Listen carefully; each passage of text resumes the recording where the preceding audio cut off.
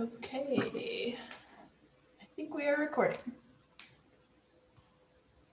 See the little flashing red bubble and cloud. So, yes, again, Kelly Sheen with the Trinity County Resource Conservation District. I've been involved with Weaverville Community Forest since pretty much its inception, but back then I worked with Colleen O'Sullivan, mapping the original Weaverville 1000. I won't get too much into the history, but I wanted to sort of touch on an issue or some issues that have come up with the direction of this strategic planning effort.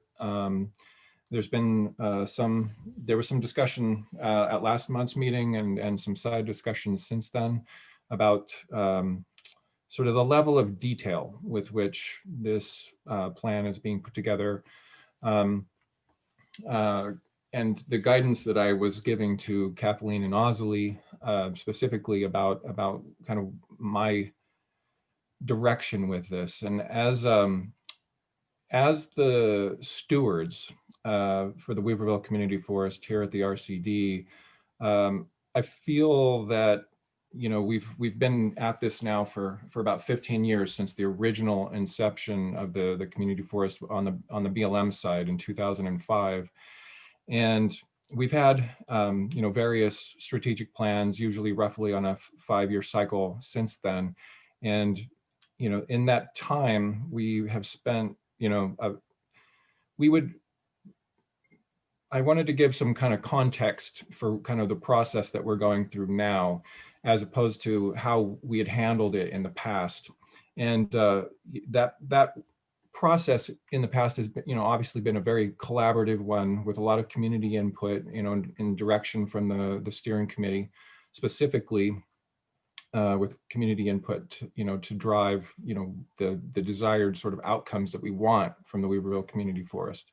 And that is absolutely still, what we, intend and want from this process. But there's been some questions about how, detailed this needs to be, because in years past, the actual strategic planning documents were actually fairly simple, fairly broad stroke, fairly, kind of conceptually, how would I put it? I wouldn't, they were basically to take into account the fact that this was a community forest, that this was being, driven by the sort of the, desired outcomes that the community had as a land management tool. So my feeling coming into this particular strategic planning process was that,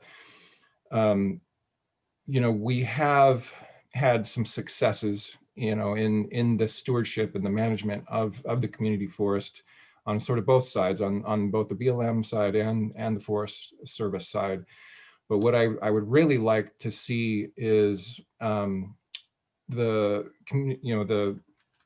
Trinity County RCD come, into a more full-fledged stewardship role where, we have capable, competent people on staff that can really sort of take the reins of this project and help to create those outcomes that I think were envisioned in the original strategic plans, but were have sort of had lackluster results up to now. That have, I don't think that we've had taken as strong a role in that stewardship as I would have liked. And I'm feeling that, that part of that is us taking some significant ownership, of, how we document what we, see as the vision for the community forest, over the next, 5 to 8 years. And this particular strategic planning effort, ranging from, essentially when we started in 2020 through 2028, which is sort of the furthest out current open master stewardship agreement that we have with the Forest Service. So we figured we would do that whole chunk all at once. And so having, with that in mind, when I hired Osley Welsh as our program manager here at the district, her, general knowledge, we've been working with her for I think probably the past 3 years as she was going through her master's in the Cal Berkeley School of Forestry, and she knows community forests very, very well and has had an opportunity to really look at a lot of different forests, how they're managed, how they how the communities drive those forests and take ownership of those forests. And I felt that she would be a very strong influence and a person to actually take the reins, to be somebody that could actually bring sort of a wider perspective than what we have just here in this basin. And so because of that, I think there's a desire to sort of do a little bit more, create a level of detail within the strategic planning document that can address the desires of the district to actually begin to lay the foundations that we need in order to truly begin seeking funding with not only from our partners but through outside sources, so that we can begin to actually manage and steward this community forest in a way that hasn't really been done up to now.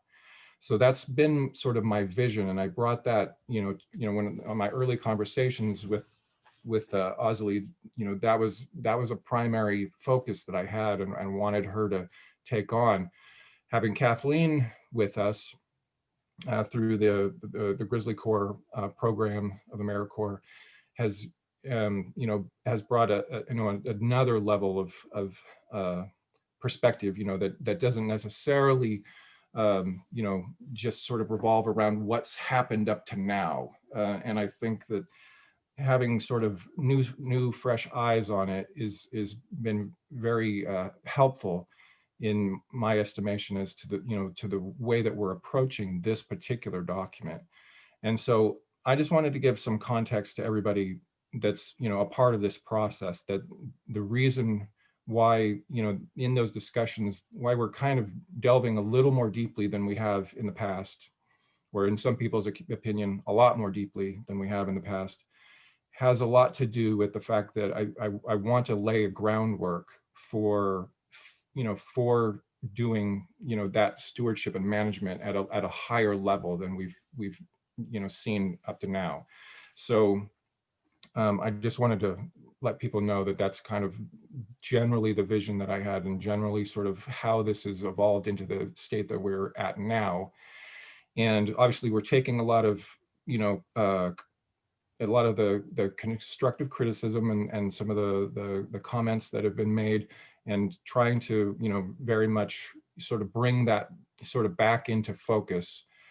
And we look forward to having more of these conversations. And people have mentioned to me in the past that we would sit down and hash this out over 3 or 4 hour period and have pretty much the bones of the thing together and then move forward. And I don't necessarily think that was originally the case. I think some of the updates may have been sort of fairly simplistic in that fashion, because things were kind of carrying forward. But obviously this process is a little bit more involved, and I want to thank everybody that's taking the time to be here to do this work with us, because I think it's going to be very important for the work that we intend to be doing within the basin and within the community forest over the next 8 years. So we've looked at a lot of like, interestingly enough, the Arcata Community Forest just had their fuel management plan that dropped just before the end of the 2020 calendar year. And we've had a look at that, and if we're really getting into complexities and things, obviously there are different forests, different community, and we acknowledge that, but there is a certain level of specificity that goes into these plans, because people really do want to make these forests work. And that's what I'm after, and that's kind of what I've tasked Azalee and Kathleen with as we're moving forward. So I hope that people can keep that in mind as we actually go through this process. So thank you very much again for everything that the time that you've put into it, the time that you're just for being here, and for all the comments. And I look forward to seeing this plan come to fruition. So thank you very much.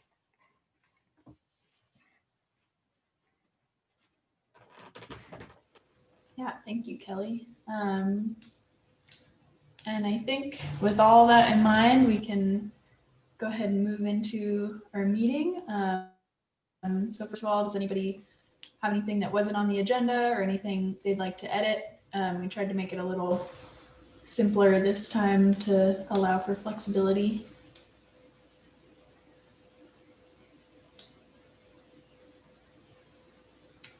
All right, hearing and seeing nothing. And I'll say too, we were hoping this would be a publicly accessible time frame, maybe kind of while people are on lunch. So feel free to eat your lunch during this meeting too. No worries if you're not on video.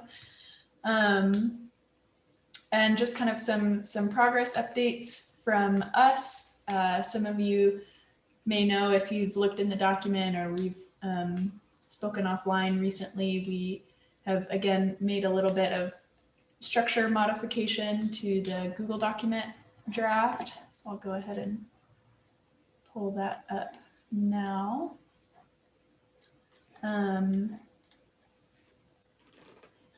So basically, one of the main things like Kelly has been talking about, and from the last meeting, we were hearing that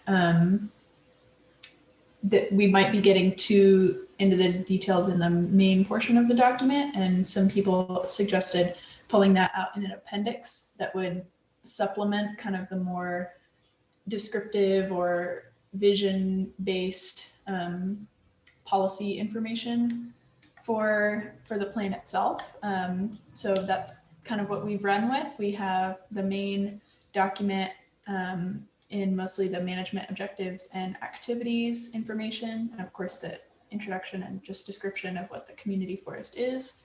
And then we started to move kind of the guidelines about how we want to do different sorts of things, and what some of the guiding principles of the community forest are within appendices. So we've got one to match each major objective, one for forest management, one for education and demonstration purposes, and one for recreation and cultural use.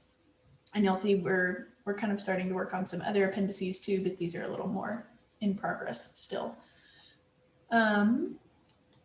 So just wanted to kind of preface our discussion with that the document, as I'm always saying, is living and breathing and always changing. And that's one of the major changes that's happened since the last time we were all together. And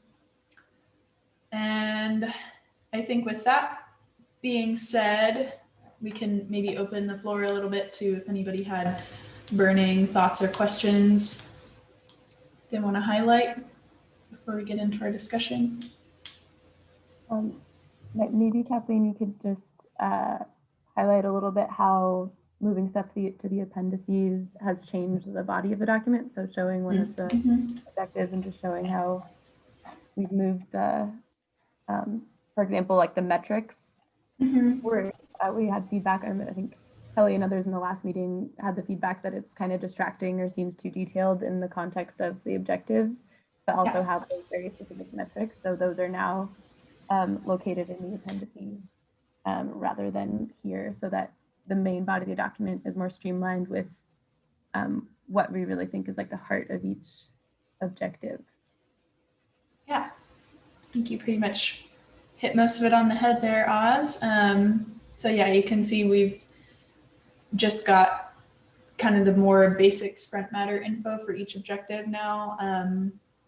and we're still retaining kind of the metrics info that we saw last time, and are trying to incorporate that into the appendix information. So for example, here's what the draft so far of Appendix A looks like. We're starting to think about what kind of guidelines and policies we want for each sub-objective. So that includes kind of generally what's applicable to this topic area, and guidelines that are more specific for types of projects and the activities we want to be doing for management on the community forest. And I guess while we're still a little bit on that topic, Osley, do you want to discuss and pose a little bit your thoughts on the purpose and vision structure? Yeah, we had, and yeah, sorry, I don't mean to dominate now because other people can still have their burning questions and comments, but one of our questions, and this might not be resolvable like immediately, but maybe food for thought if people want to mull it over and let us know if you have ideas about it. But Ricky Satomi, who's the UC extension forester covering this area, couldn't be here in the meeting today, but I had a phone call with him to go over some of his feedback beforehand. And one of his bits of feedback was that in these sections in the body of the document where we're describing each objective and we go through what we previously had, like the purpose and the vision kind of broken out under each objective. And he had the feedback that he felt like he would read through that and then still not really know what the objective was, and that he felt like the vision was actually the objective itself, and calling it something different was maybe distracting. So we're just trying to figure out, Kathleen and I have gone back and forth and would love any fresh perspective if you guys have any on how to kind of organize the text under each objective. So under wildfire resilience and watershed resilience and understory diversity, and each one of those objectives, we want to paint a clear picture for anybody to read it and say, oh, I see what the intent is here. Like, this is what they want it to look like. This is the objective. And so if you scroll down, Kathleen, to one of the way it was previously organized, like in the last meeting and earlier, it would be the name of the objective, like watershed resilience, and then it would be the purpose, which was like the motivation why we're even including the objective, in why it matters to us, and then the vision of success, which was just kind of painting that clear picture of what it would look like if we fully achieved that objective. But if you scroll back up, Kathleen, what Ricky was suggesting, maybe something more like, if you look at aesthetic quality, objective 1B there, moving the vision up and just not giving it its own title, of just saying like that is the objective, is that vision, and then having the purpose come at the end. But he was like that wasn't his final suggestion. That was just, he felt like there was a better way to organize the text, and I'm sure he's right, but we don't have the answer yet on how to organize it. So yeah, if anybody has feedback now or at a later date, we are open to ideas on how to make this crystal clear for anybody who picks up the text. This is Keith.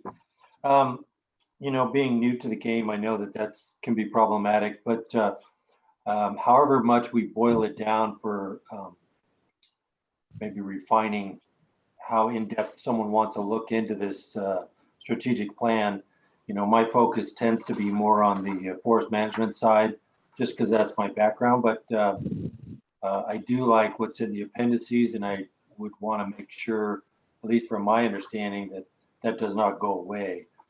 Whether it's in the body of the document or in the appendices, I can't know what the objective is whether we're meeting the objective if it's not clear what some of the defining terms are. So if we just want a resilient forest, for example, that could be fine as an objective, but you have to have means to measure that.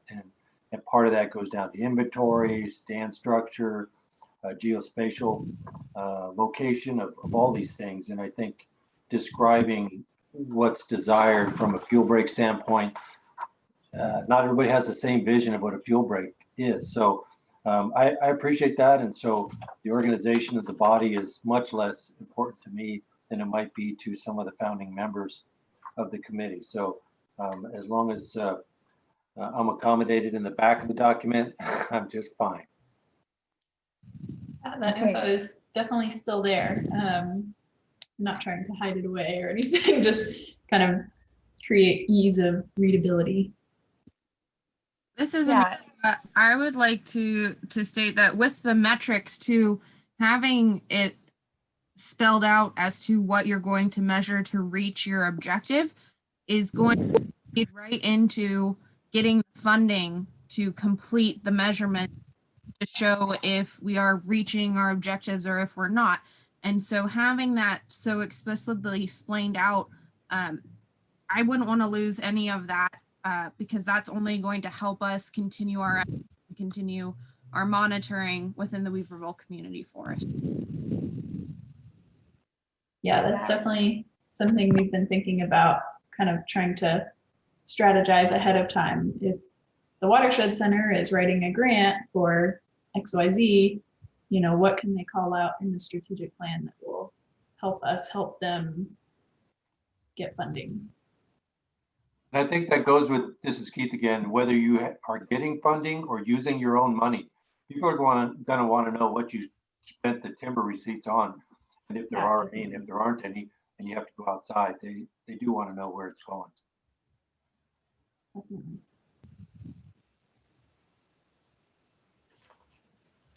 Awesome. Any other thoughts potentially on how to make clear our objectives and structure the type of information that's on the screen right now?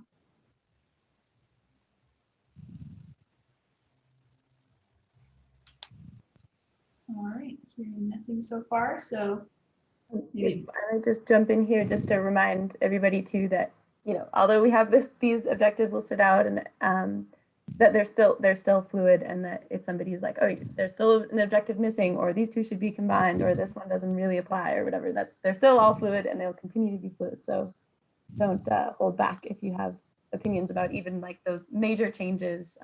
It's never too late. yeah, definitely. So this is Pat, on the guy on the phone. So I'm not sure where you're at on the document, but to the comment on the fluidity, I mean, I have to say that's kind of tricky for me, because it makes it sound like we're going to just continue to circle around and keep making changes to the same paragraph. And at some point, it seems like we have to say, we're done with, you know, this paragraph, let's move on. So I understand kind of living document and you want to continue to be able to update it. But at some point, it's kind of frustrating to me that it seems like we could get in this do loop of never being done with the same sentence. Yeah. Duly noted, understood. I think we definitely don't want to get in that loop. Yeah, and I think, you know, for the most part, for example, at the last meeting, we went through the first couple of objectives related to forest management, and there hasn't been much editing of those because we went through it as a group and we kind of solidified what we wanted. I think, I mean, more that I don't think it's like starting from square one if somebody adds a new objective, for example, that we haven't thought of, is different than going back and scrapping an old paragraph. So yeah, I don't know if other people have thoughts on how to handle the balance, because some people are getting involved later in the process and we want to hear their opinions too. But I definitely see what you're saying, Pat, that you also don't want to keep re-editing the same thing over and over. Oh, not that I don't have like a perfect answer, but. Hey, Pat, this is Keith. I just wanted to say I've been to some county supervisor type meetings, and there's always everybody signs up and you get 3 minutes to talk, but then if anybody else has anything they want to say, then they can talk. And then at the end, if anybody has anything to say, it's just trying to be considerate and open so that everybody gets a chance. I think there being nice in that way, not unwilling to move Well, on. yeah, I agree with that, but I just don't want to be still doing this, a year from now.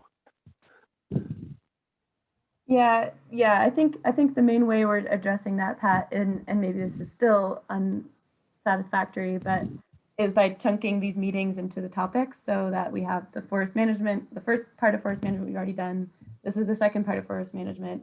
And then ideally we'll have everybody's comments, we'll incorporate those, and then we'll put those to bed. I'm not going to say, if someone were to come to me and say, I think there's this other objective you didn't think of related to forest management, I don't think I would shut them down. I think I would consider No, I agree. But I think that you're right, that we are kind of trying to put to bed each section as we talk about it as a group, and then only return to it if someone is having like a burning issue with it or whatever that is, and then move on. If that makes sense. So obviously this is Jennifer with BLM. So, I've been basically participating and or Heidi in this, in the meetings, and I missed the last one because I was on vacation, but we're at a point that the document is getting really specific, to the point where I will need to have my individual staff specialists look at this to make sure that we're not committing ourselves to anything that might be contradictory to some other guiding document that we have as an agency, because we've moved past kind of high level, broad strategic plan, and now we're into, very specific objectives, making sure they're measurable, and I need to make sure that those kind of mesh. So if you guys want to start breaking this out into, chunks where I can have individual specialists engage in that specific meeting. I mean, I don't have the luxury of having the ability to have all of my specialists sit through these meetings every month. Or, if we get to a point, we just want to send the document to all of them for review. I don't know how the Forest Service feels, but we're getting specific enough that I can't, as a manager, sit here and, be like, oh yeah, that absolutely works, because I'll need my forester, wildlife, those people to review all of these sections, especially if we're setting, the type of specific objectives that it looks like we're attempting to set now. And just to be clear, are you referring to just the objectives in the body of the document, like intact soils, high aesthetic quality, those things, or the stuff that's included in the appendices that are more detailed guidelines on how to meet? Both. I mean, just even, like we have, pieces in here about, like, even if I just look at the page that's displayed on the screen about aesthetic quality, we have a visual resource inventory category established for the community forest property based on our resource management plan. So I can't contradict those things. So as long, and it's probably fine, but as long as it says, it's basically saying we can't do these things, right? Like the first line, aesthetic quality does not accommodate clear cuts. Well, I need to make sure that my actual planning documents back in the office actually say that it doesn't accommodate clear cuts. Does that make sense? Yeah, definitely. And is that a feasible process to go through? Because that would be really helpful, and that's part of the strategic planning, like the ideal strategic planning process, I guess, in my opinion, is like it does force us all kind of to make sure we are on the same page and can have the same objectives on the land.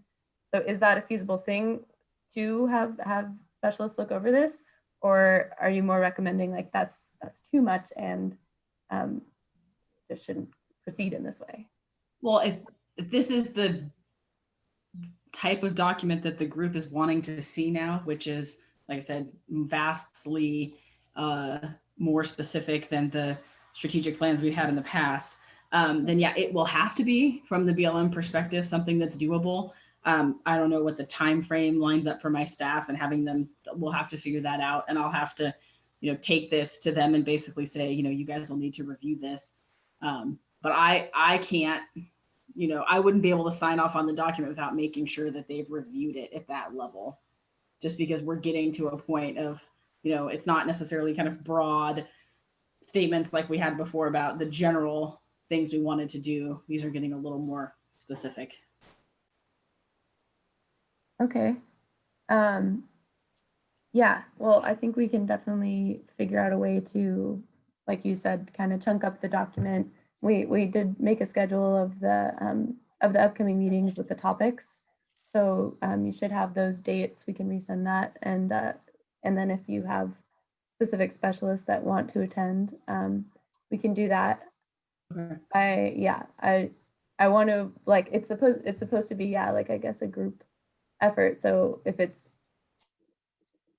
there's like two different things, either like we figure out how to make it work like this, or is this just not what we want as a group? I guess those are the two different things. But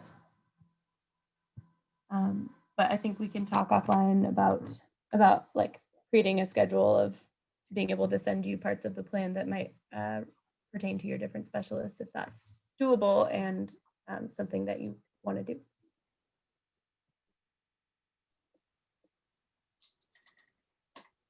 And I'll say too, I think as we've been writing and researching and looking for applicable plans and things like that, we're definitely not intending to contradict anything that's already written, or really come up with anything that might be prescriptive on our own. I think we're leaning more on the side of within the documents that are already written and that do apply to the community forest and Forest Service and BLM in general properties. Is there anywhere where we're allowed and where we would want something to specify, like within the guidelines that we already have for the community forest. So hopefully that if we end up doing a federal agency review process type of process like that, it should be, I would think, hopefully a quick process, because I don't believe there would be too much where there might be danger. Yeah, no, and like I said, I don't know where the Forest Service stands on this either. It's just, as we talked about before, it doesn't take, there's a real fine line for federal agency on whether it's a strategic plan and, doesn't need any type of analysis, or whether we move to a decision-based document that then, is locking us in or has the appearance to lock us into, this is what we're doing. And if we haven't analyzed and made a formal decision on those documents, that's where we get ourselves in trouble. So that's kind of part of my reaction. And I haven't had time to look at the plan. So I'm, kind of seeing some of this for the first time since it got a lot of major edits from our first meeting. So, but yeah, like I said, we'll need to either, let them just have a look at it or try to roll them into all of the meetings, which might be better for, making sure that there's still the entire group having input into what goes in. But I'm not the person at that site specific level to know each individual program and whether or not, what we're saying in the plan is kosher at this point. Wouldn't Yeah. you say, Jennifer, that that's likely to be the case no matter what sort of form it takes?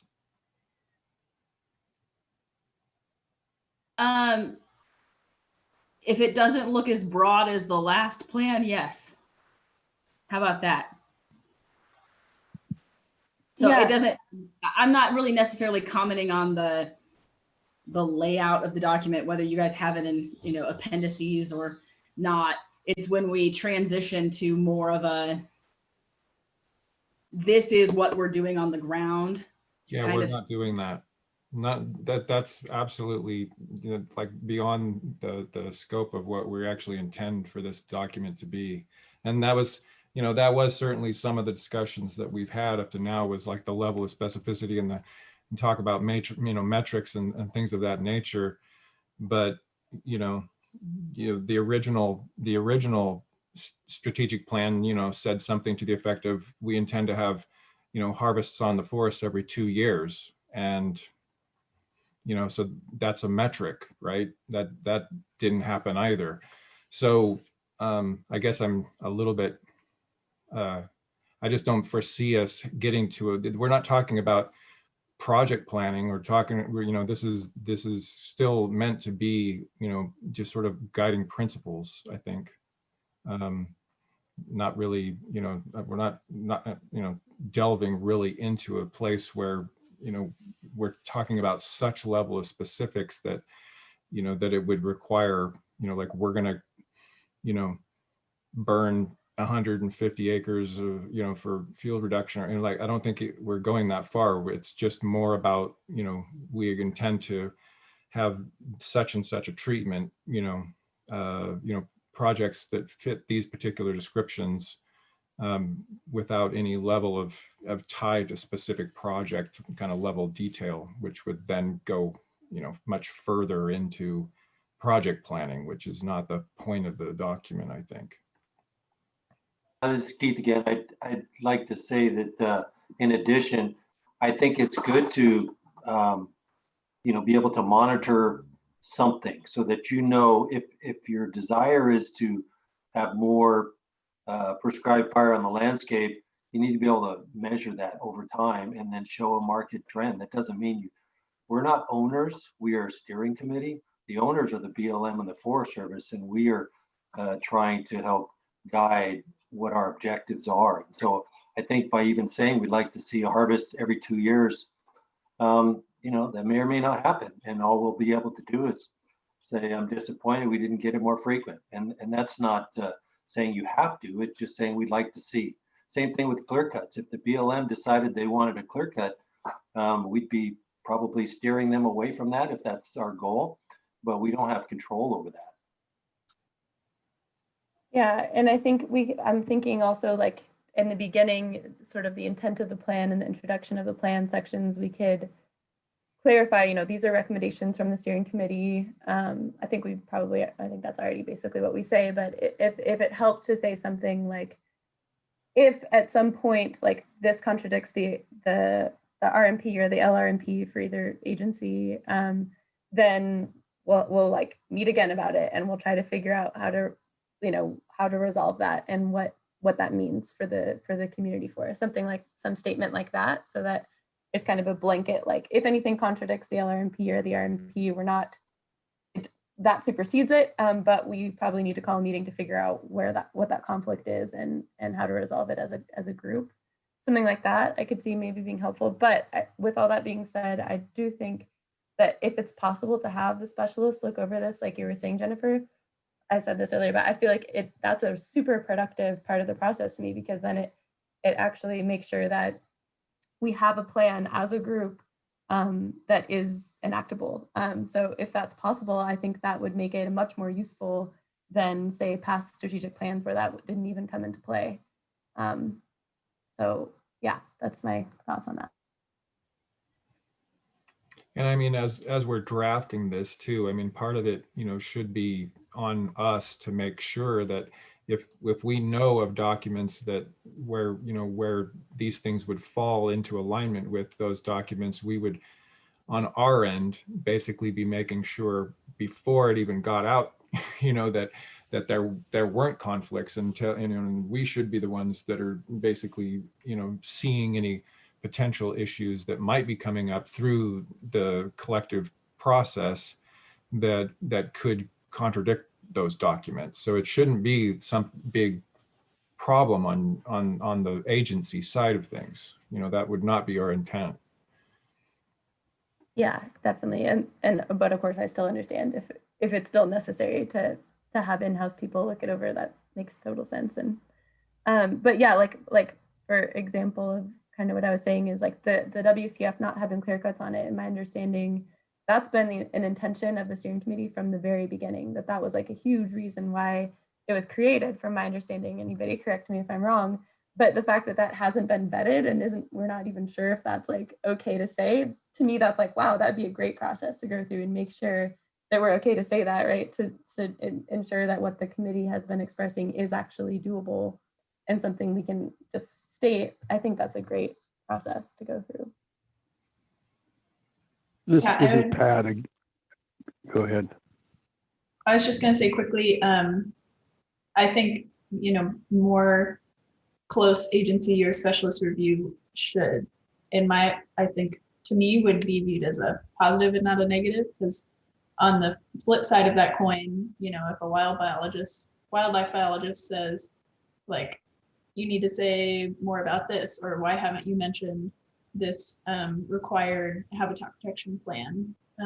You know, we want to make sure we're including those types of things too.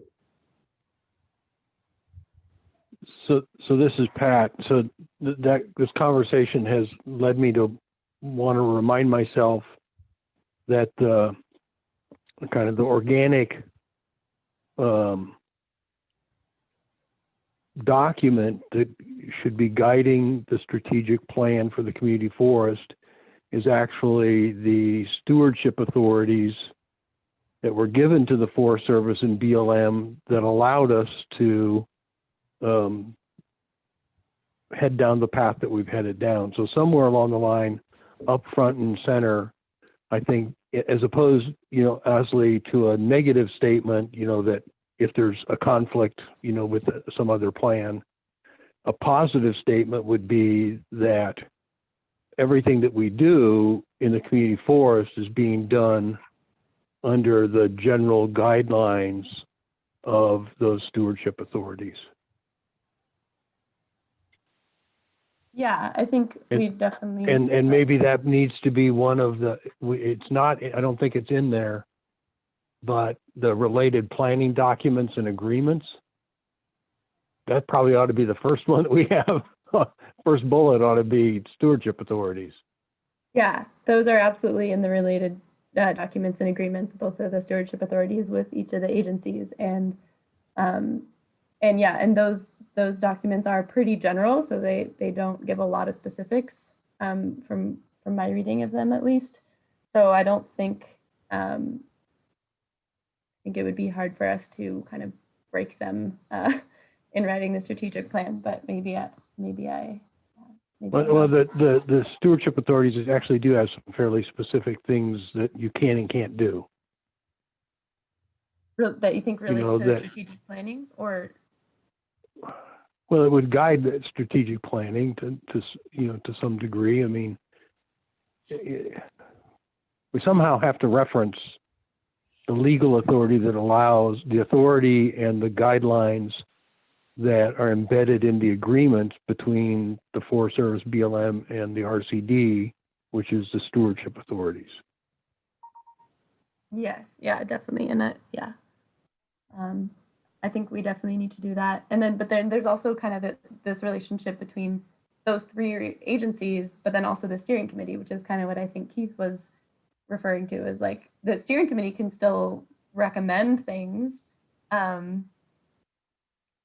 you know, and then, yeah, that relationship, I guess, is a little bit unclear maybe in my mind, and I'm not sure how it plays into this process. The steering committee doesn't have any legal authority, right? But they still have sort of a lot of weight.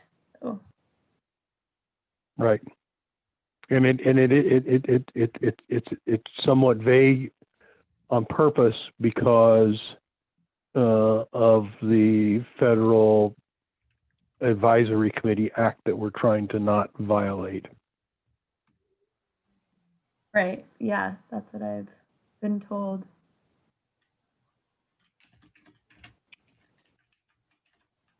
But regardless, we definitely don't want to violate any of those agreements or any management plans that the federal agencies have. So yeah, that's very important.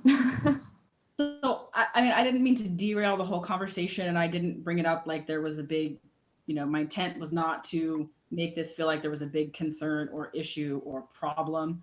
I just, you know, wanted to be clear that, you know, we will need to go back through, however, and make sure that we don't make any statements that are contradictory, but we've had that conversation before. So, but as it gets more, I guess the point was, as it gets more detailed, it becomes out of my ability to review those, and it will require more staff time and involvement for people to review those kind of more specific, even if they're goals and objectives and they don't actually commit us to anything.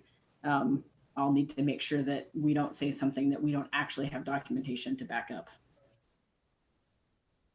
Yeah, thank you for bringing that up, and that definitely makes sense. I think with that being said, though, we're already somehow halfway through the meeting. Honestly, these always fly by to me, so fun and educational. So I think we'll kind of keep moving, and unless anybody really has something they want to throw in the mix right now, you were going Well, to yeah. This is Kennedy.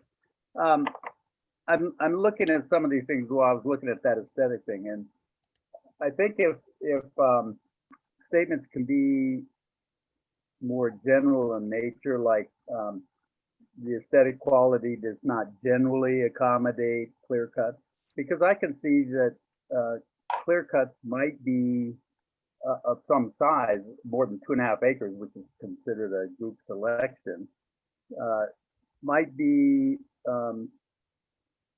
something that you'd want to do in some area for some particular purpose. And so instead of saying it doesn't, period, both the Forest Service and the BLM plans might say that this is an acceptable treatment. You say it generally doesn't, and that might get around having a fixed statement that conflicts with the federal plan. Yeah, I just added to does not accommodate large scale clear cuts, which might help. I think That sounds good. That's a general term, large scale. Amelia, what was your comment? I think the value of having the physical word of general in that language is was part of that point, but that's okay. What was that? Does not generally accommodate clear cuts. Yeah, I mean, I think we can add that too, and everybody knows. I feel like everyone is pretty aware in the steering committee and at the agencies that yeah, no clear cutting has kind of been a community forest original value. So I feel like clear cuts are not going to be prioritized anytime soon unless it's for some reason really necessary. Because isn't this strategic plan basically the community's plan? And definitely we don't want it to conflict with what the agencies. We don't want it to prescribe what the agencies can do, but at the same time we want to direct management of the forest in a way that the community wants it to be. Yeah, I think you hit it on the head, Kenneth. Yeah, and I think that putting in generally makes sense in a lot of cases, just to make sure it's not too prescriptive. But I guess in my conversations with people, I feel like there's some strong feelings around clear cuts, and I wouldn't want to. I don't know how to like become very clear as a group on whether or not it's like it has to be none or if it just has to be generally none. And I don't want to.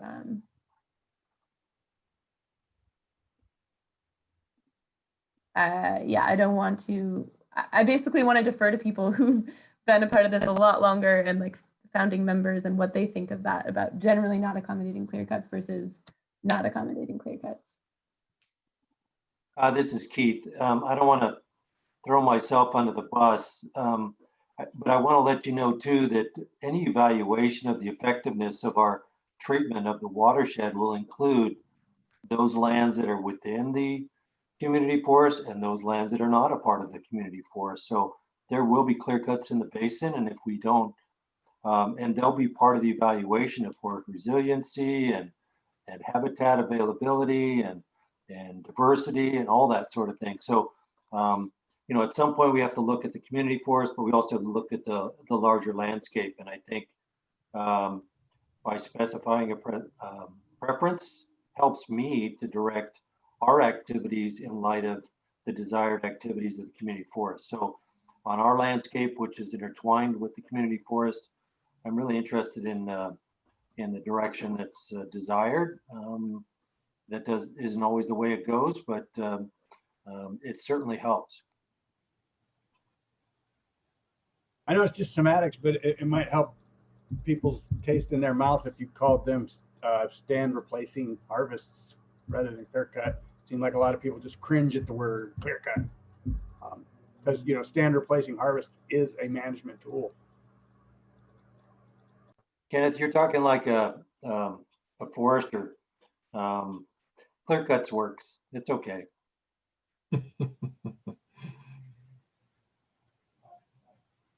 You can't window dress them. It doesn't work.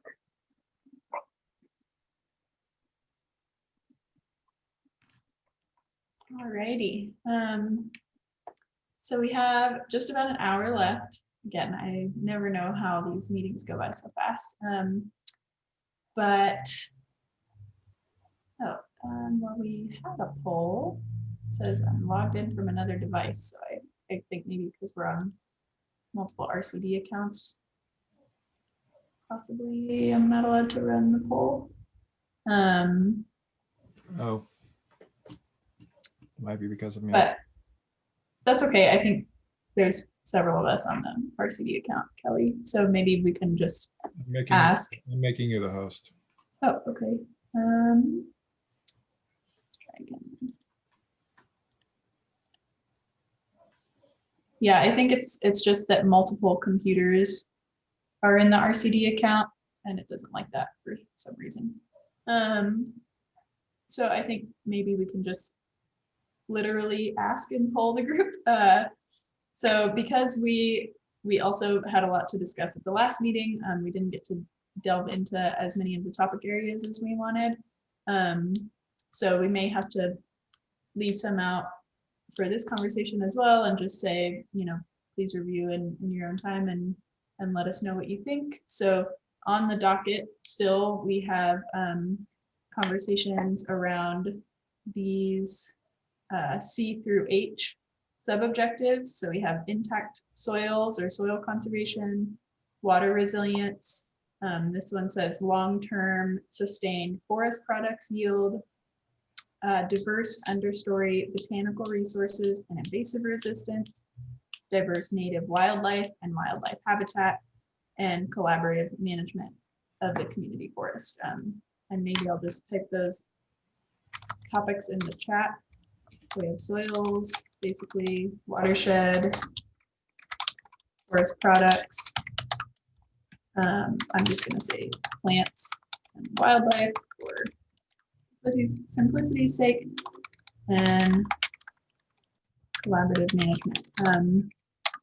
So we have these 6 topics that we do still need to address and only have planned to address in this meeting just based on time. So if people maybe I guess could speak up or put in the chat. Hey Kathleen, the poll is up.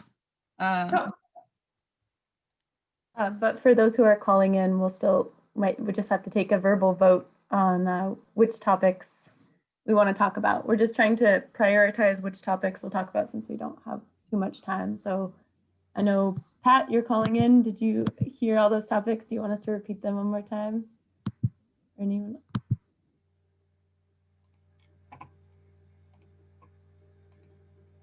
Is Pat still with us? And it says he's on, but he's muted. Okay. Well, great. If everyone else can see the poll. So we're looking at 1D through 1H as topics. 1C as in cat. 1C. C as in Charlie. Yes. Yeah. Well, my vote would be just work our way down, not jump around. Well, I think we're thinking we might not get to everything in this meeting, so we're just trying to see what. Well, priorities that's still my priority would be just work our way down and get as far as we get. Sounds good. Well, sorry about that. If that was confusing, then everyone, I thought the polling wasn't working, but if you can see it, it is anonymous, so it'll just say the percentage of people voting for X topic. I'm not sure how I will be able to end it though. Do you want me to close it? We have 11 out of 17 that have voted. Let's say give people 5 more seconds. Put your number 1 priority and then you can close it. Or number 1 and number 2.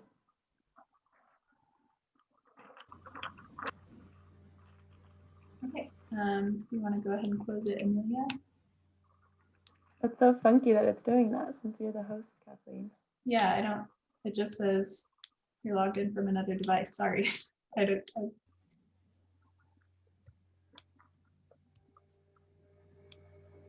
Are you seeing the results, Kathleen? No, I don't. Okay, I so see him.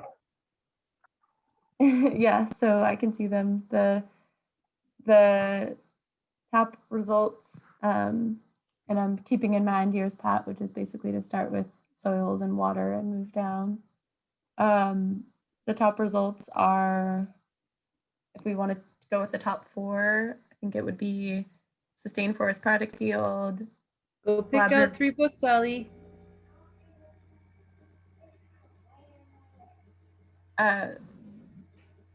Sustained forest products yield, collaborative management, watersheds, and wildlife. Okay. Go ahead, Oz. You got that? Those 4? Yeah. So I've got forest products, collaborative management, watersheds, and wildlife. Yep. Okay. Okay. So if that sounds amenable to everyone, we can start on long-term sustained forest product yield. So 2 questions I had in writing and thinking about all of this. We were wondering basically how important firewood is to people as a forest product of the community forest.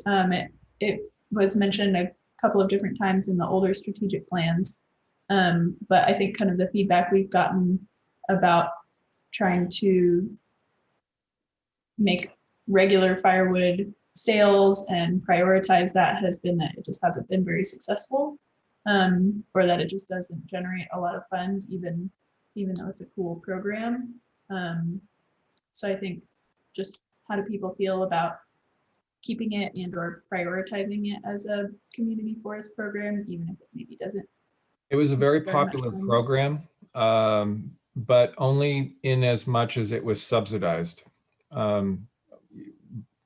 It's not something that an agency can actually make any kind of money at. So to me, it's that's one of the major benefits, one of the primary community benefits, of the community forest has been, firewood sales over the years at, reduced prices, but those were always typically subsidized by, retained receipts, if I'm not mistaken. Pat, you might know more. And volunteer labor. But is this, I see this a little bit differently. Maybe not with RCD trying to sell, or an agency trying to sell this and putting a lot of personal time into it, but making opportunities for people to clean up slash or biomass, otherwise unmerchantable biomass along roads. It seems to me like that is a good use of it, and that offsets costs that would otherwise be required to treat those in some other way by an agency or RCD.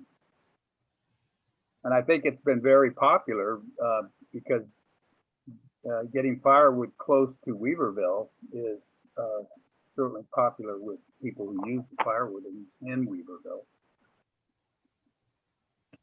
I agree with Kenneth, and then you're also directing people to gather materials that you want removed rather than them going and harvesting in areas that you don't want them going in, moving boulders and taking wood from further in or further degrading any other areas. So creating target places where they can harvest wood and you direct them in that location will help mitigate some of the issues from the illegal harvest and other locations as well. So people are thinking maybe more so just thinking about providing resources and encouraging the community to harvest from specific areas of the community forest rather than maybe holding organized sales where people can just come up and purchase cut wood and go home. Yeah, but I mean, that's kind of what the BLM, doesn't the BLM and the Forest Service sort of already have those sort of permits? I mean, is that outside of the realm of what's already kind of happening for most federally held land holdings? Well, I mean, I think if you still have the excess from a harvest and you have that available and you market that, come and take this, come get this with your permit, that's useful. But yes, they do have maps of you can only go harvest wood in this area or such like that. But with the actual permits, at least on the Forest Service side, a lot this year were free. It doesn't really, paying for a permit for wood right now, as we're speaking now, isn't something that people are going to be looking to do when they can get the permits for free.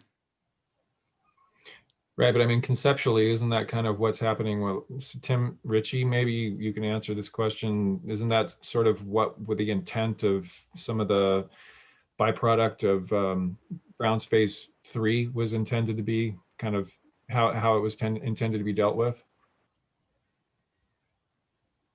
Yeah, so there was the intent that the coal wood tops would be decked and that we would create fuel wood opportunities for the community, directing them to the landings where that was at. Similar to Phase 2, and I know RCD took RCD took some of the decks for Phase 2 for their community plans, and then there was other decks that were available.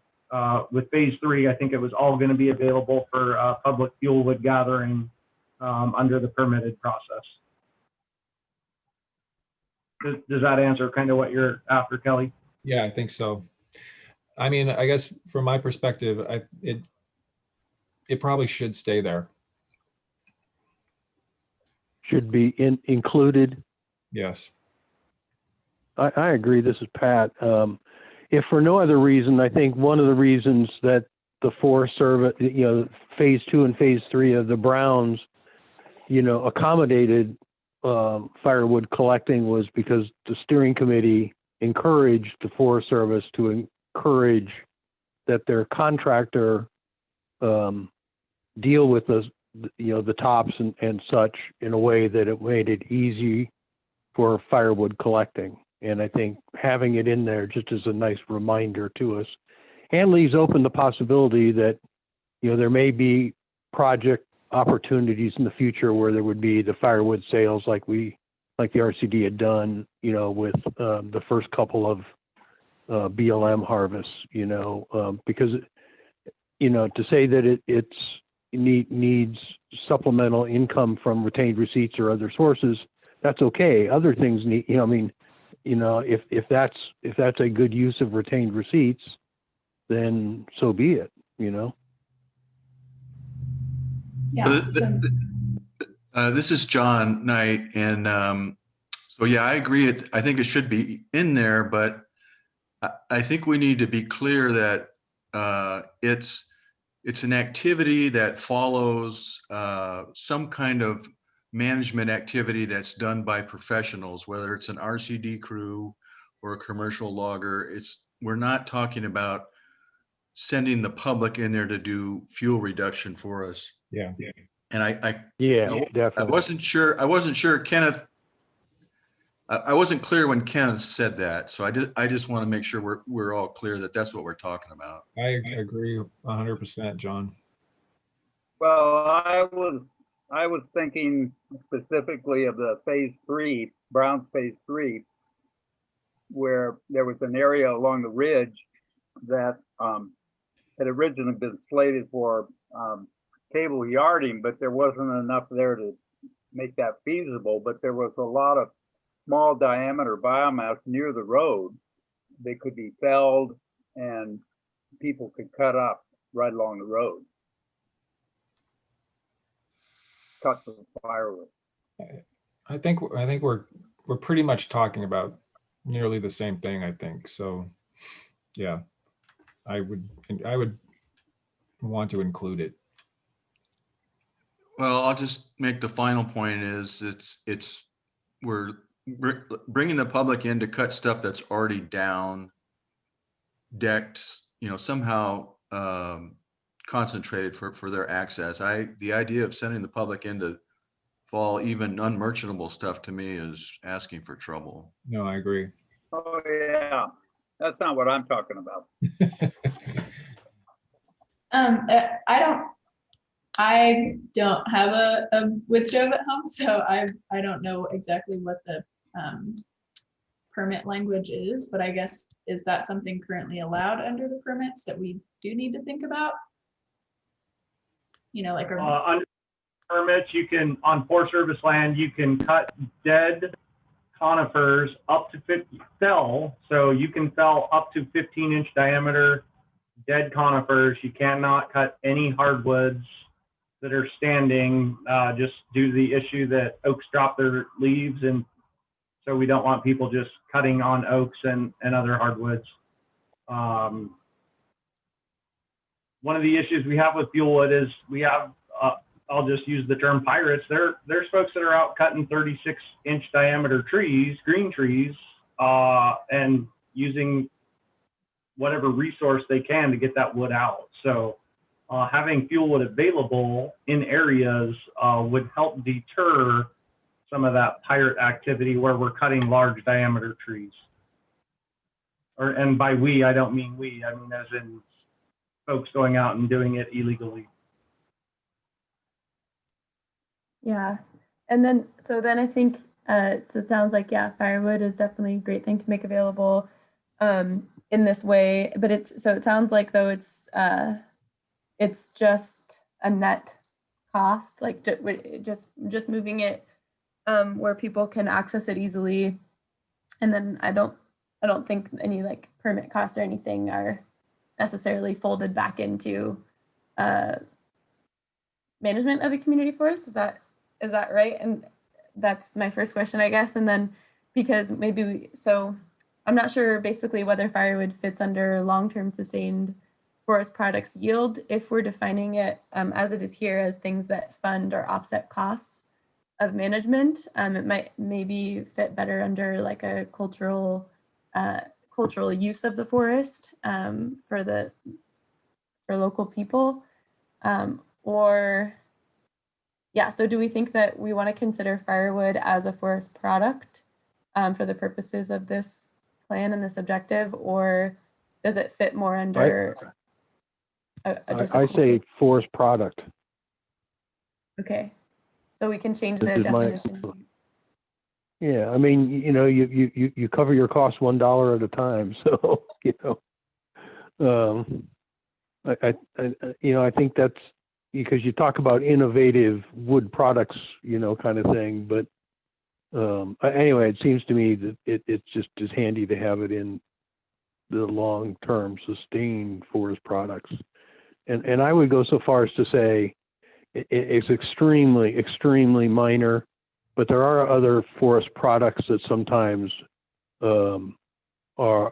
people pay to gather, and you might want to leave some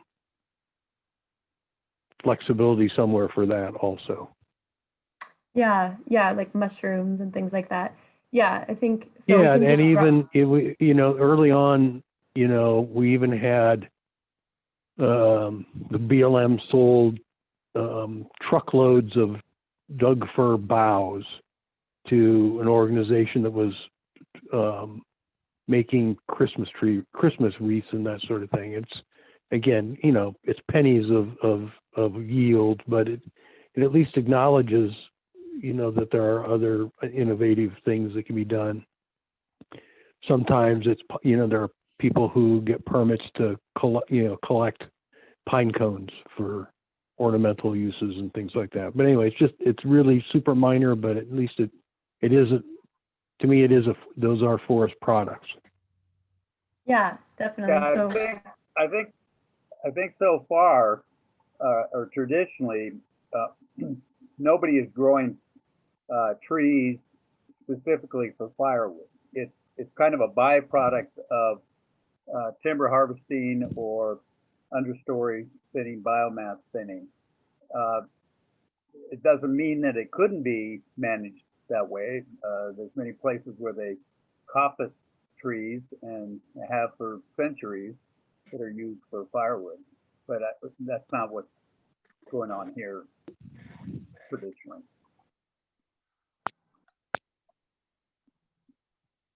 yes. So are you saying, Kenneth, that makes it not a forest product in your estimation? No, it's a forest product, but it's kind of a byproduct. It's not like you're managing for sustained firewood crops. Right.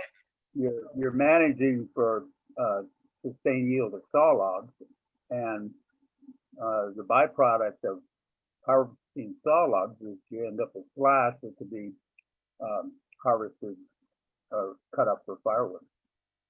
Yeah. So maybe framing it as something like long-term sustained saw log yield, like, and other forest products, like, I don't know, reframing the way we talk about it a little bit. Well, But I mean, that's the same as the biomass and biodiesel and, biochar and all those are byproducts. Yeah. But they're all forest products. Right. So maybe we can say something like, for these main forest products and like sustainable or economic use of their byproducts.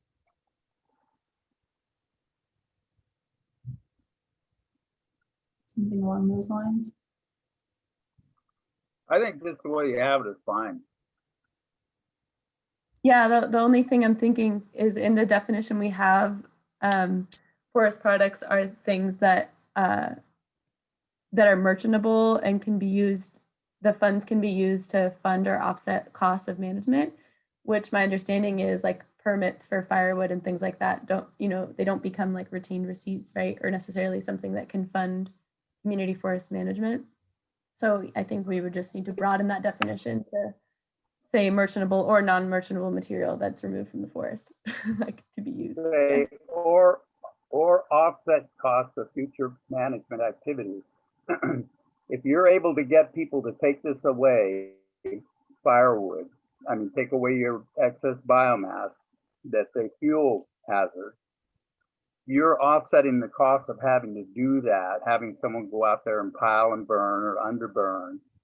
So it is a benefit, economic benefit, even though no money may change hands. Yeah, good point. It looks like Tim Ritchie is saying in the comments that the permits do come back to the local forest. So that's great. Thank you, Tim, for bringing that up. That was not clear to me. So thank you. And the BLM does sell permits. They do sell trees to cut for firewood. I bought some around my place out here. So I imagine they do it on the community forest as well. You can apply for a permit for individual trees to cut them for firewood. Okay, great. I think, again, for time's sake, we might want to wrap up on that discussion, unless anybody else has anything to throw in about forest products. I had kind of wanted to ask a quick question. This is Keith. I've been waiting for this one, forest products yield. I was talking to, actually Bob Morris mentioned it to me the other day. He was talking about how we pretty much had commercial harvest on the merchantable stands. And I think I got the impression from him that there weren't many stands left of a commercial nature, either needing treatment or ready to be given treatment. Is that something that others understand to be the case as well? Do you want me to answer that? I can answer. I'm curious to hear what the agency folks are gonna think about that. Yeah. I since Jennifer's not on, had to hop off, it sounds like.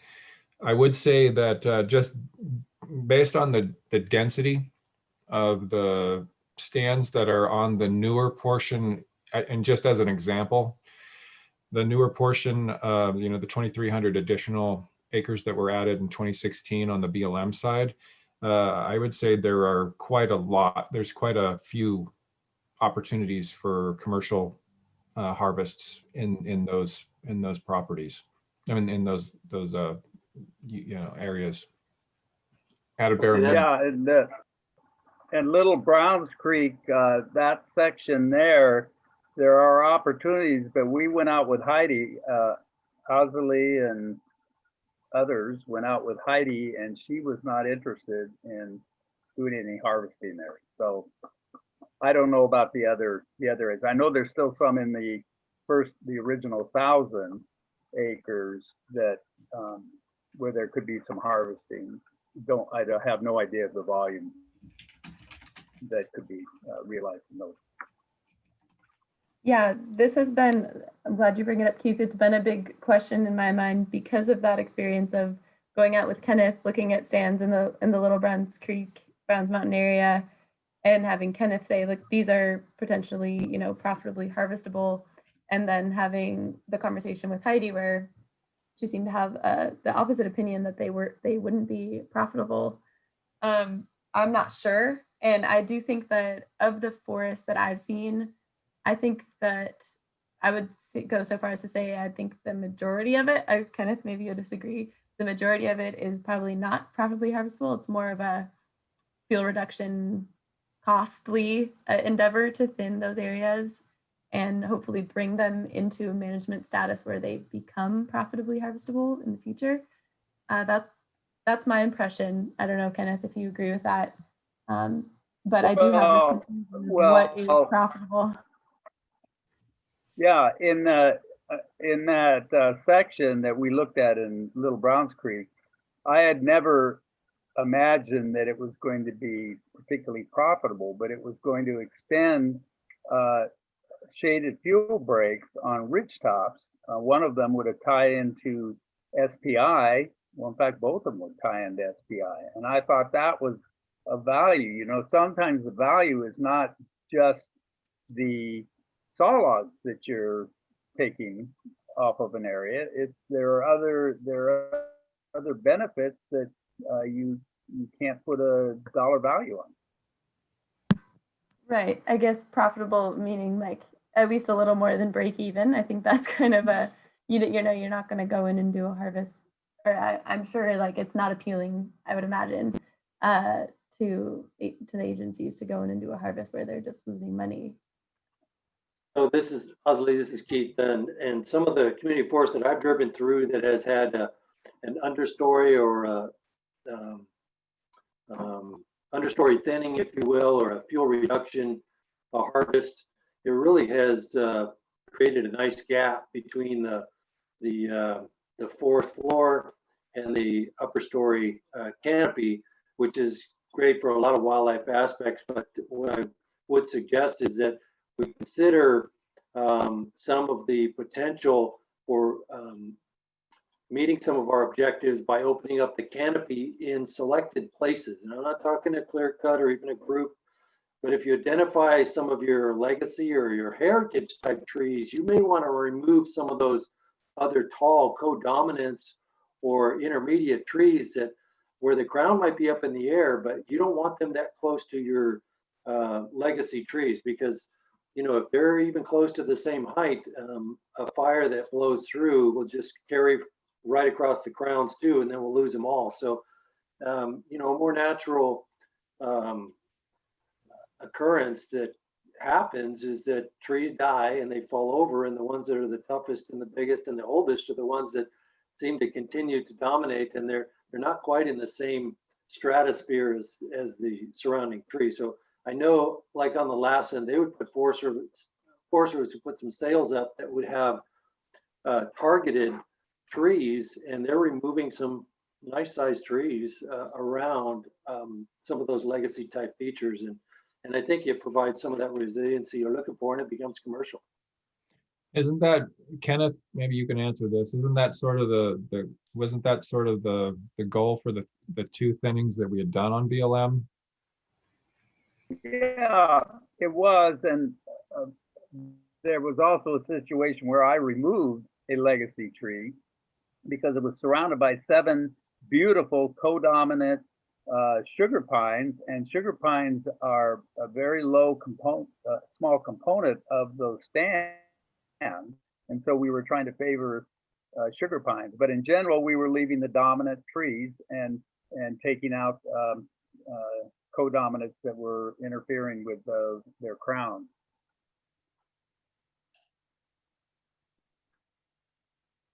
Yeah, but I do think overall there seems to me to be a lot of acreage of the forested portion of the WCF, which of course not all of it is. We have plenty of shrub and oak woodland too, but of the mixed conifer, a lot of it is either too steep or too dense with small diameter trees to be merchantable, I think, to harvest. And I'm not sure if it can become merchantable. I don't know, on these really steep sites. Yeah, so I think that's a big challenge to the long-term sustained forest product yield, is actually the need to identify which are actually producing parts of the forest and then focus on how to manage those for yield, because not every acre of the forest is, I think, going to be harvestable at a profit. Agreed. And this is Keith again. You might be interested in observing, and Kenneth, you've probably seen this, but and maybe others too, but there are operations that are 2-person operations, and they can operate on pretty steep ground. They've got tethered forwarder and harvester set up, and they've got their own trucks, and they do short logs, and those kind of things might be well suited for this environment. And many of those operations take place over on the coast, and there's some in the Sierras too. Again, if it achieves the objective and it breaks even, it might be worth investigating. Yeah, I'd love to talk to you more about that, maybe individually, Keith, and hear more about it. Thanks for bringing that up. Sorry, Kathleen. I know we're taking a long time on this. No, it's okay. I mean, the hard thing is like all of this is, hard thing is all of this is important, right? I mean, we could probably spend every day for a week talking about everything we want to talk about, but gotta hit it all.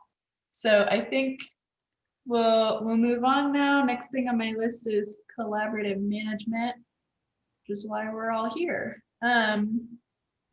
So one thing we were thinking about was we've been nestling this in as a forest management sub-objective, with the thought being that it's, still a part of how we're doing management of the community forest, even though this isn't, watersheds or wildlife or anything like that. So we were kind of wondering if people think that's the right way to do it, or if this should be pulled out in its own objective and kind of talk more about the community as a whole. And just involvement. This was a comment from Ricky. His comment was maybe this should be pulled out as its own objective so that we have 4. So we wanted to see what other people thought about that.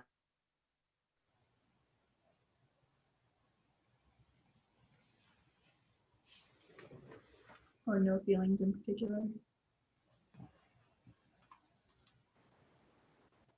Where are you in the document? This is 1H. Yeah, but what is it under? It's what objective is? Underneath objective 1, which is responsible forest management.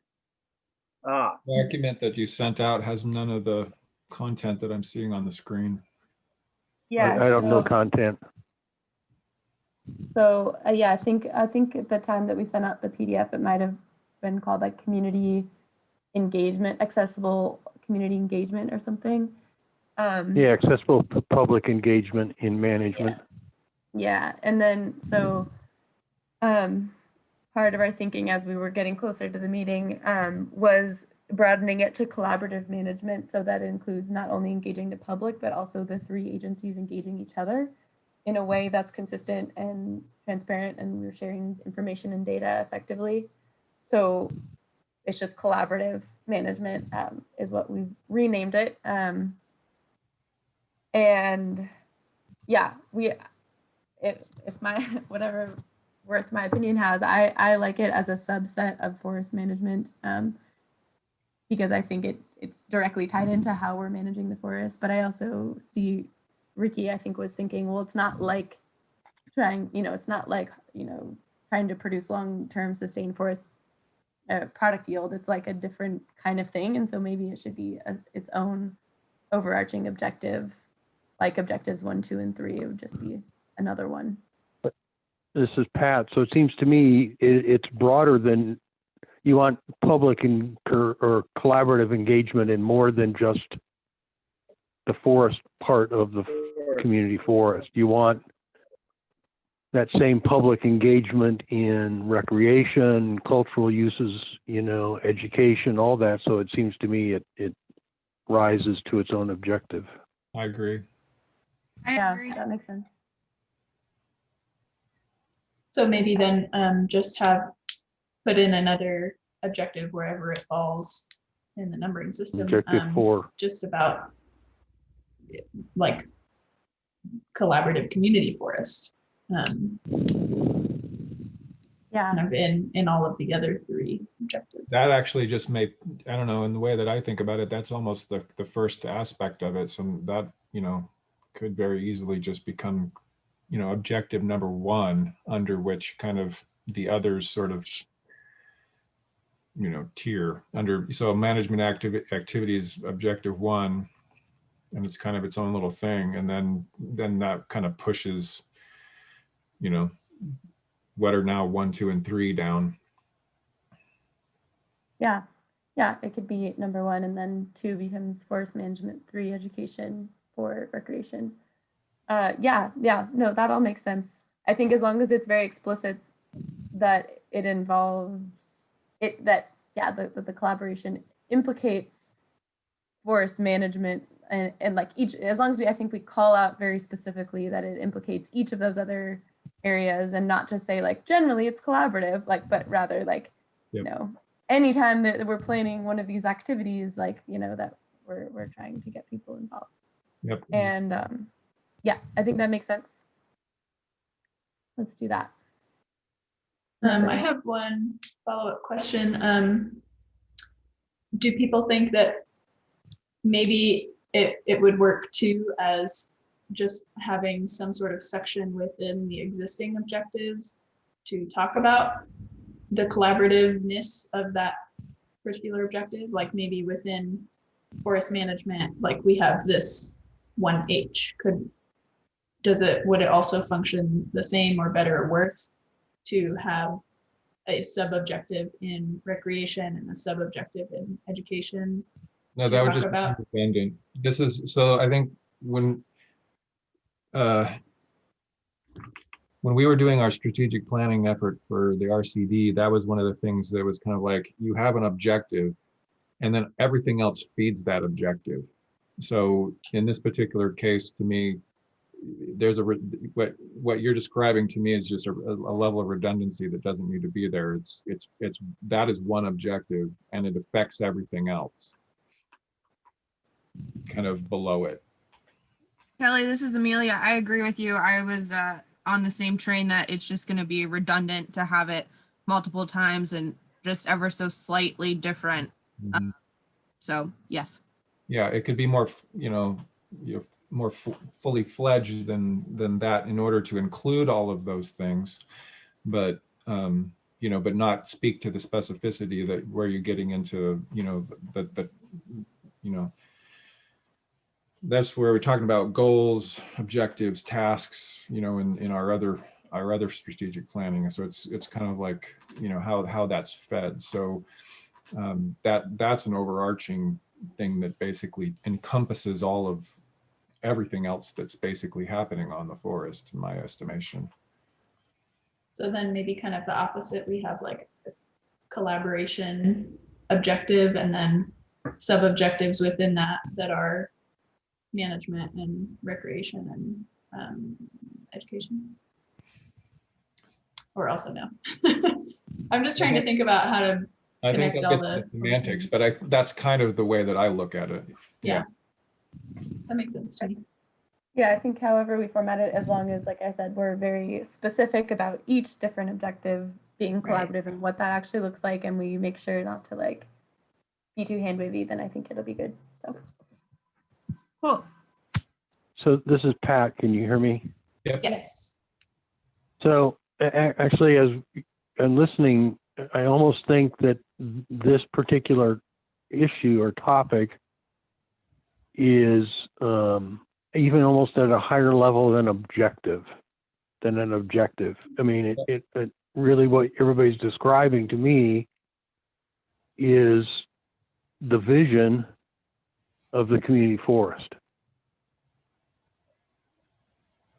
Yeah. I mean, it's putting community into forest management.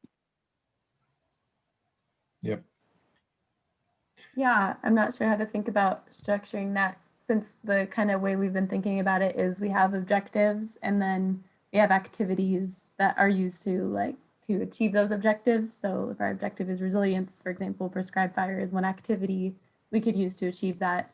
So I'm just trying to figure out, because I would think of, okay, if collaborative management is an objective, then we have like different information sharing strategies and meeting schedules and outreach policies and like things that help us make sure that not only the public, but also all three agencies are folded into all the decisions. I would see those as like activities we're taking to meet an objective, and that I'm like maybe just stuck in this mode. So do you have a different way you're thinking about how to kind of talk about realizing that vision if it's not an objective with activities that lead to it? I don't know. Yeah, I mean, it gets back to the how detail versus more global look at things. I think it can I'm be okay both. with it as an objective. And unfortunately, I have a phone call at 2:15, so I'm going to sign off. See you guys in a month. All right. Thank you, Pat. Thanks, Pat. If you have more things and you want to talk like next week or something, we can also just catch you individually if you want. Yeah, definitely.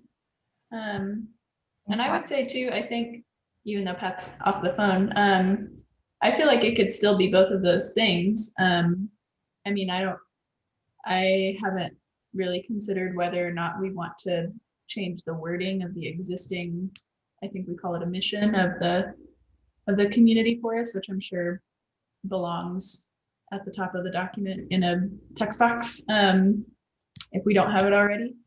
But I think, yeah, I'm thinking the same thing, that there are associated actions and activities that we want to do to make sure that that's happening, like say that, in the strategic plan that we'll always advertise the steering committee meetings, for example. So I would feel too, I think that it does work as an objective, but also the mission, and we can associate policies and actions with it. Kathleen, maybe this is like, this is Keith, maybe it's like the timber side where we put the details maybe in the appendices as a means of documenting this is how we're going to achieve the objectives. Because as Oslie explained it, I got a clearer vision of what was intended.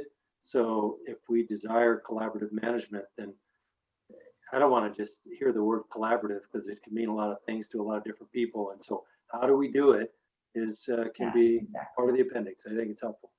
Yeah, definitely. And then hopefully, you know, the entire plan itself, like all objectives and sub-objectives and activities are feeding the mission. So everything's talking to each other. It sounds like maybe potentially collaborative everything could turn into a whole nother conversation then. But does anybody else have anything to contribute on that thought for the moment? Somehow we're supposed to wrap up in 15 minutes, so keep that in mind too. Well, this is Kenneth, and the one thing I would say, just reading your first sentence, the purpose, I mean the first paragraph, the purpose, it says shared stewardship efforts depend on community input and agency leadership. I'd say community leadership and agency input. Yeah. I think we changed the wording a little bit since then, but I like that.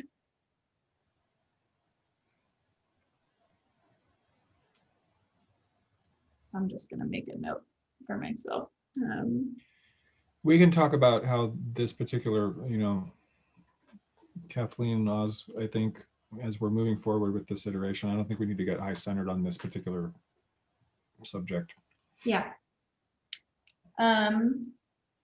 So I think as, you know, quickly as possible, we can try to discuss watershed resilience and potentially wildlife, but I feel like we're not going to get there with 15 minutes. I feel like I've been asking my questions a lot first. So does anyone have anything they want to say about watershed resilience before I pose a question? Kathleen, I'll touch base with you offline. Thanks, Amelia. Okay, I feel like I talked too much. This is Keith, but from a resilience standpoint, again, that's going to be based upon not the, and I'm going to call it fragmented, although it may not appear that way. The community forest is part of that watershed, and the surrounding properties do have an influence on it, as does the community forest have an influence on the surrounding property. So just that needs to be one of those things, just like wildlife, that needs to be a little more holistic in its evaluation of effectiveness and resiliency. Yeah, that makes sense. I don't think we've called that out, and we need to. Definitely. Thanks, Keith.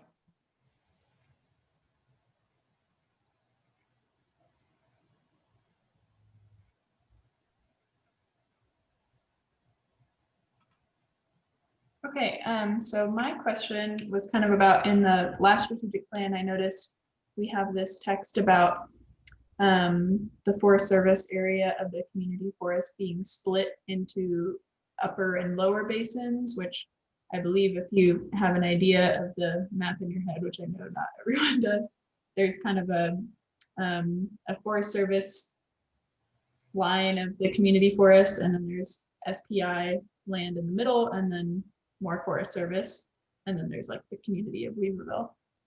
So I think that is what that is referring to. So I was just wondering if there is anyone on the call from Forest Service or from long-term steering committee that has thoughts on this. Is it still applicable? Was that useful to have in old strategic plans for project planning purposes and things like that?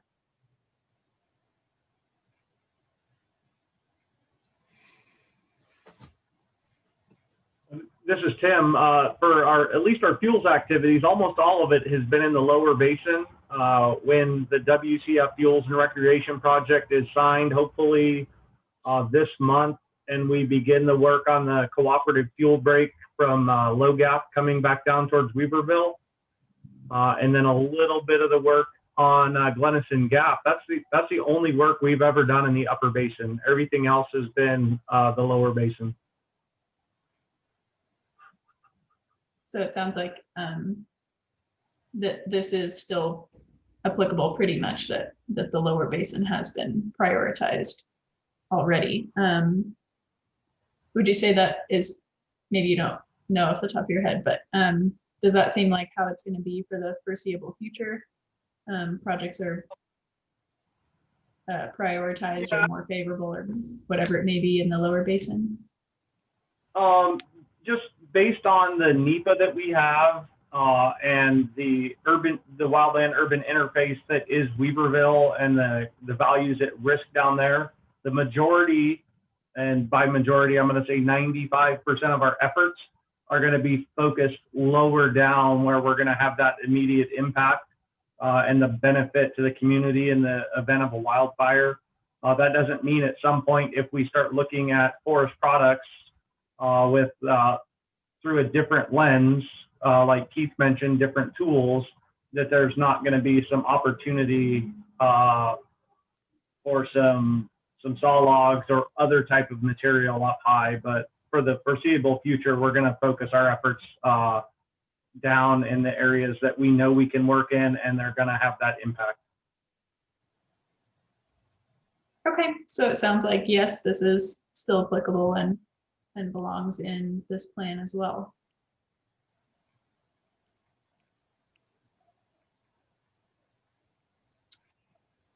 All right, does anyone else have thoughts on anything else watersheds?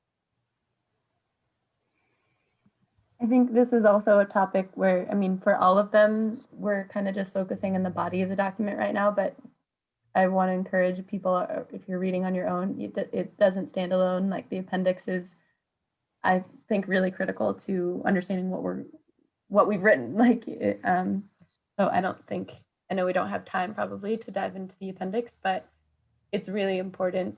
And maybe some of that stuff is areas where we do need more help in terms of like, do people agree with this as a guideline?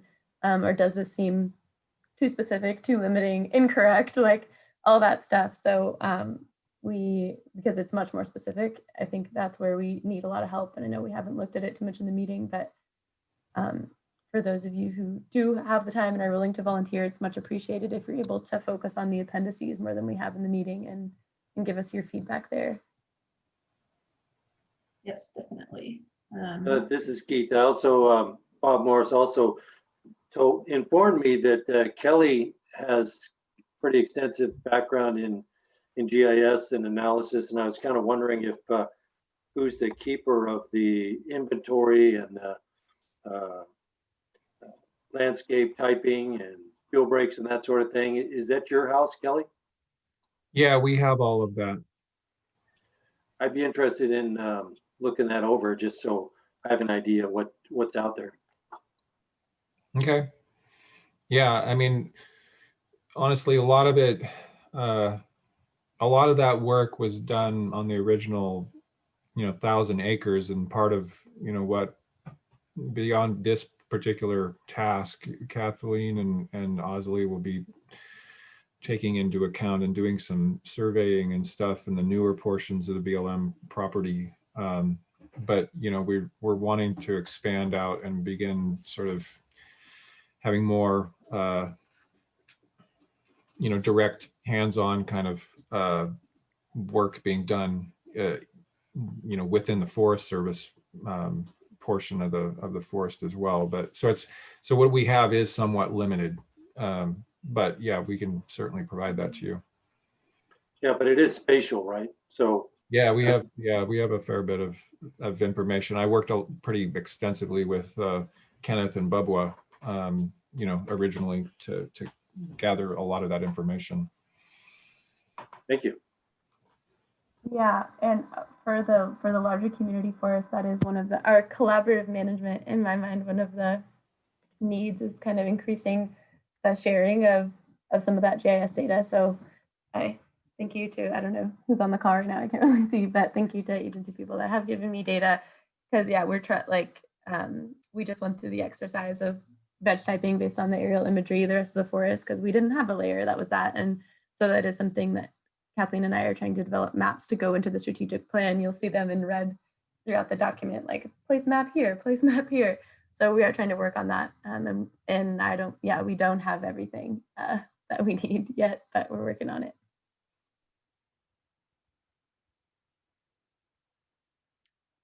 Okay, so we only have about 5 minutes left, so I think we probably don't have time to cover more content at this point. So just want to remind everyone that even though we might not have time chunked out to discuss any of the remaining Forest Service or forest management sub-objectives that we haven't gotten to talk about as a group around the table, we're still totally open to receiving that feedback. And if you want to call me, if you want to email me, I think the same goes for Azalee about any of those things. Happy to have offline conversations and just talk about this and accept feedback at any time, or just submit comments on the Google document or submit comments via email, whatever. We want all of it.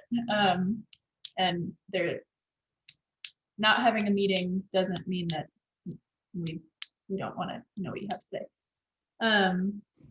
So our next meeting is on February 5th, our calendars. It'll be the same time at 12:30 p.m.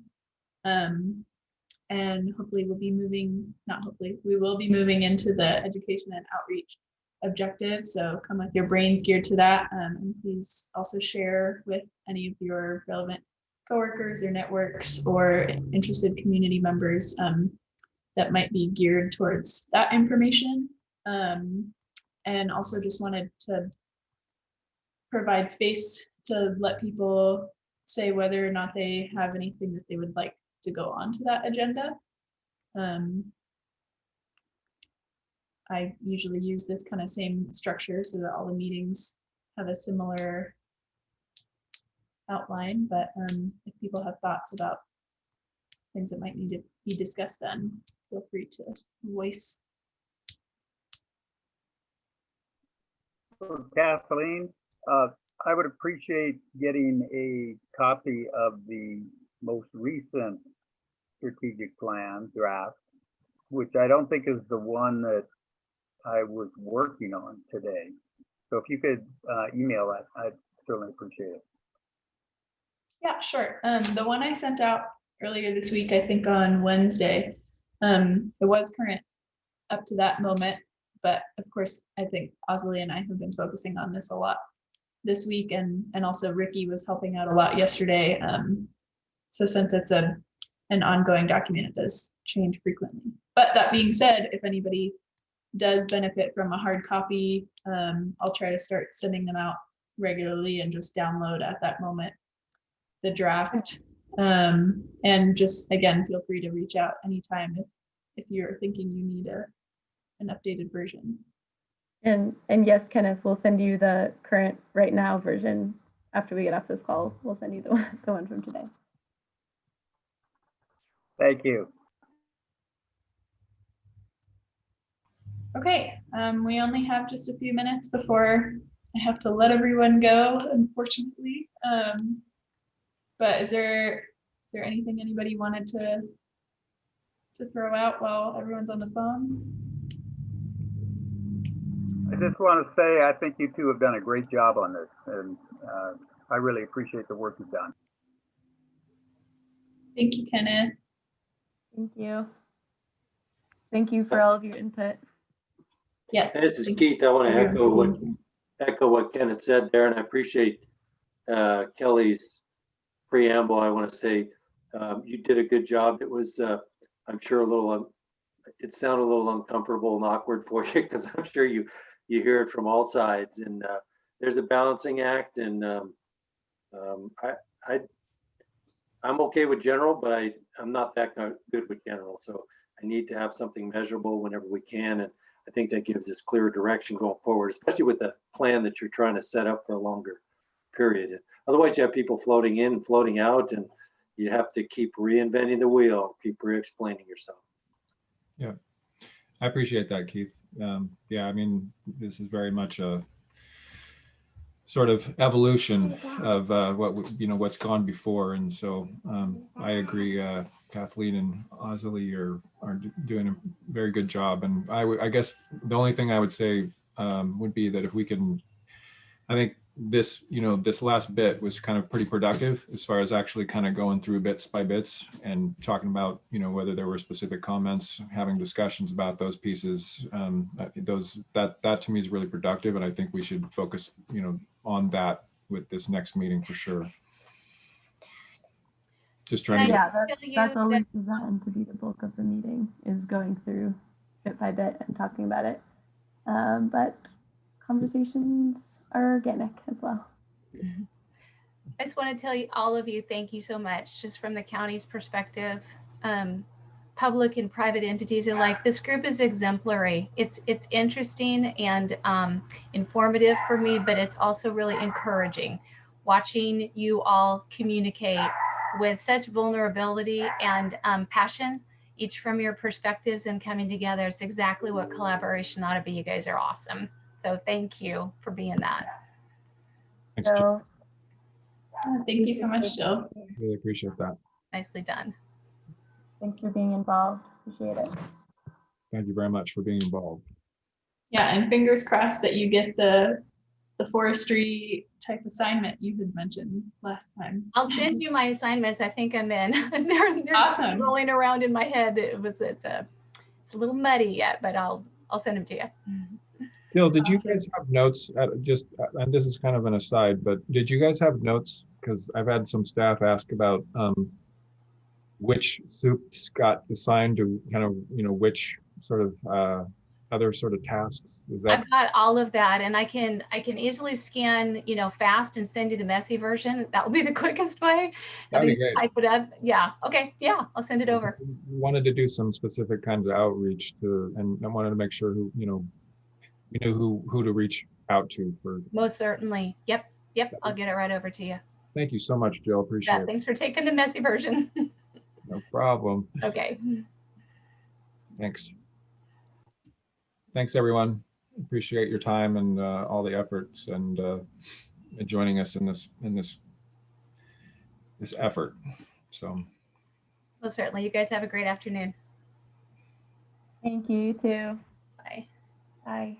Bye, Adios. everybody. Thank you. Thank you. Thank you Thanks, for Kenneth. coming. Oh, Kenneth, are you? Nope, he's gone. No, I'm still here. Are you still there, Kenneth? Okay. The contract is ready for you to come and sign. So I have it in my office. Okay, well, I'm going to be taking off Sunday for 2 weeks, so I don't